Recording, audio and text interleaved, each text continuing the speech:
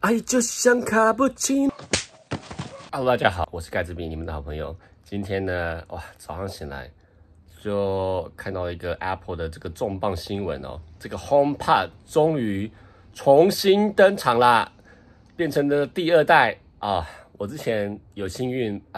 买到了第一个一代的而且当时还是特价的时候买的。然后买了之后呢，觉得哇，音质非常的棒，然后外观看起来非常的赞啊，非常的 Apple。想说要来买一个第二颗来凑个这个双声道立体声，结果没想到呢，停产了，绝版了。然后二手市场炒到老高，因为太贵了就不想买。然后我一直相信Apple 一定会出第二代的 HomePod， 然后等了呢，只有 HomePod mini， 等了再等，在今天，就在今天早上突然间无预警的推出了 HomePod 第二代。那我现在要去上班，有点来不及了，回来就跟大家说 HomePod 第二代有什么改进。然后这个其实我对 HomePod 的二代的重新推出，比Apple 推出这个 M2 Pro 跟 M2 Max 的 MacBook Mini 跟 MacBook Pro 还要兴奋哦。好了，先这样，待会见，拜拜。Hello， 大家好，我是你们的好朋友盖茨比。今天呢，苹果突然发布了这个 HomePod 第二代，完全没有发表会，直接突如其来的发表在这个官方网站上面，直接就啪啦预购，直接开放，2月3号直接开始送货现在开始预购。那因为呢，我自己本身是 HomePod 一代的使用者，那我当初呢就刚好买了一颗黑色的，然后我原本想要再买一颗来组成双声道的时候呢，立体声的时候呢，它就已经不幸的停产了。没错 ，HomePod 一代停产，已经距离现在已经5年了。HomePod 一开始停产的时候呢，它的二手价格就一路不断的水涨船高，越来越贵，比原本的定价都还要贵。那当初的原本定价我都觉得有点蛮贵的哦，然后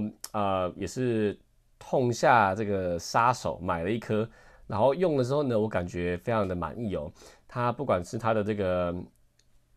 接手 handshake， 就是直接从你 iPhone 上用耳机听的，直接播到室内的这个 HomePod 上面，完全是无缝接轨哦。然后它的音质呢，我也觉得非常的好哦。只是说我当初想要再买一颗的时候，也已经停产了，然后二手价非常的贵，很难买。我知道大家都应该很期待这个 Apple 发表这个 HomePod 的二代的前一天呢，也发表了这个 MacBook Pro 跟 Mac Mini， 有 M2 Chip 跟 M2 Pro 的这个晶片的，还有 M2 Max。我自己觉得这个也是非常的令人兴奋跟激动，但是对我来说呢 ，HomePod 更是一个这种激情的一个新产品哦。它虽然是旧产品，但是终于又重新推出了。之前不断有传言说要重新推出，现在终于推出了，所以我现在迫不及待想要录一个影片来跟大家讲解一下二代的 HomePod 跟一代到底有什么不同，然后到底值不值得买哦。然后大家也别忘了订阅、按赞跟追踪，因为我下一期影片即将会说关于这个 M2 的 Mac Mini 跟 MacBook Pro 到底你要怎么挑选。事不宜迟，赶快开始。在我们详细解说这个 HomePod 二代跟 HomePod 一代的比较之前，我们先来看一下我们苹果官网它是怎么宣传它的 HomePod 的哦。我们现在先从这个外观的跟它的重量来开始看起哦。HomePod 一代呢，它的尺寸跟它的高度要比 HomePod 二代来稍微来的高一点跟沉一点。那我们来看一下哦，这个 HomePod 一代呢，它的呢公分数是17.2公分然后呢这个 HomePod 二代是这个16.8公分，它变得矮了一点点，然后宽度是一样的它的宽度是一样的，它重量也少了200公克。那颜色是一样的，有一个午夜色、黑色跟白色。那除了这个它的外观的这个高度有一点点稍微下降之外呢，它的表面、它的顶部呢也有一点点稍微改变哦。它的一代的部分呢，它的头顶呢是这个圆弧形的，跟这个旁边的这个网状的这个织网的这个保护罩是贴合的。那新版的呢，它的萤幕有变大之外，它的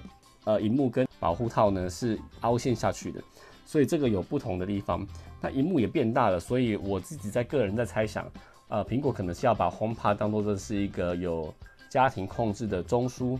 所以可能要显示多一点资讯在这个 HomePod 的表面上面，所以它特意把第2代的 HomePod 的萤幕尺寸升级。那除了这个之外呢，这个算是升级哦，因为萤幕的加大，然后尺寸算缩短了，但是我们来看一下为什么它的这个高度缩减。它其实从 HomePod 1代跟2代算是有一点点小小的降级哦。除了这个低音喇叭的尺寸有改变之外，我们来看一下这里，这个低音喇叭是从这个长程冲低音喇叭变成4寸的。我记得原本的这个低音喇叭是5寸或6寸的，所以它尺寸上面有稍微缩减。然后它的扬声器高音的呢，扬声器我记得之前是7颗的阵列现在把它缩减成5个，所以不晓得苹果能不能用新的这个晶片呢算法，然后5个喇叭表现出7个喇叭才能达到这样的高音哦。然后麦克风呢也缩减了我不晓得这样子的设计是不是会对于收音有任何的影响，但是从6个麦克风缩减到4个麦克风，直接是降级了。但是这个降级呢，我们有在一个地方有体现，就是它的价格啊。它的价格呢，从原本的349美金降到299美金，所以降了50块美金哦，相当于是台币1500，那加税的话大概是1800左右。大家可以看到这个底下的这个阵列的喇叭，原本是7颗的原本是这样子排7颗的现在就排了5颗而已。真的是非常的斯巴拉西，库克就是节约成本的实力非常强。大家需要注意的一点呢，就是我刚刚说的，它有降级的疑虑在。除了这个喇叭跟麦克风降级之外呢，还有一地方，某一方面算是升级，某一方面又算是降级，就是 CPU 啦。它的 CPU 呢，从 HomePod 1代的这个 A8 晶片，是从 iPhone 6上面的这个 A8 晶片降级或升级到一个 Apple Watch Series 8的这个 S7 晶片 Series S7 晶片。那它的尺寸呢是7奈米，所以它的耗电量有所下降。那这个省电方面的效率一定有所提升。不过呢，大家要注意的一点是这个网络速度。旧版的呢是有支援到 802.1 AC 的但新版的反而是降级了只有到 802.1 N， 所以它的网速是下降的虽然觉得 HomePod 来说，它是不太需要很大的这个网速频宽的那我自己个人在猜想是，它这个降速呢，应该是因为它使用了这个Apple Watch 的这个晶片，它的这个本身的性能限制而有所影响。那蓝牙的话呢，2个都是 5.1， 并没有什么特别的地方那刚刚说那么多降级的东西，其中有一个地方升级啦，那就是这个 U1 晶片。U1 晶片呢，就是 AirTag 里面的那个搜寻 Find Me 的这个晶片。从我们知道 Apple 把这个 U1 晶片放到这个 HomePod 2代之后，使用距离感测或者是用这个手机靠近 HomePod 的时候，要把音乐转移到这个 HomePod 的这个音响上面。一定会比之前用近距离这个蓝牙的方式感应，一定要来更直接不难想象说这个 U1 晶片有跟其他的这个家庭中枢的这些控制的产品，一定有某些方面可以连接，那可以达成这个 HomePod 这个当成这个家庭产品控制中枢的这个野心苹果的野心那这还有一个蛮特别的一点，刚刚说了这么多降级，那 U1 算是一个很大的升级那还有一个就是声音辨识HomePod 1代是没有使用者声音辨识的但是 HomePod mini 跟 HomePod 的2代都有声音辨识的功能。如果用我的声音去呼叫这个 Siri， 它会认识我的声音，然后进而提取这个使用者的这个偏好或者是设定。然后呢，如果是别人比如说是妈妈叫 Siri 的话，可能它播放的清单或播放的音乐就是会是不一样的。所以它推荐的音乐可能会有根据使用者或者是声音的不同推荐不同的音乐，所以这个真的是我觉得是比较好的升级。除了这个喇叭跟 CPU 算是小降级之外，这个声音辨识算是一个升级。那还有一个非常特别的一点，就是说 HomePod mini 其实在出厂之前，它其实就装了一个湿度跟温度的感应器在里面了。那直到最近苹果才把这个功能打开，原因呢，就是因为它要推出 HomePod 2代了。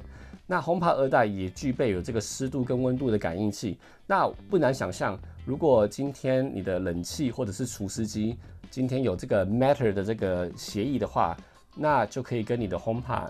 产生沟通。那如果你的 HomePod 感应到说温度高到一定程度以上，你冷气可以自动打开，或者是湿度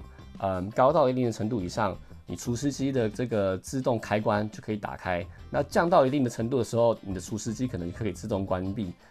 让冷气的这个道理也是一样，所以不能想象这个苹果的野心在这边可以展现得出来。然后对讲机功能的话呢，则是不管是 HomePod 1代、2代跟 HomePod mini 都有这个功能哦。大家再看一下这个 Audio Technology 这边它的声音的这个技术，它是有4寸的这个高传达的这个低音的喇叭，方向型的5个 tweeters 就是这个高音的喇叭，然后呢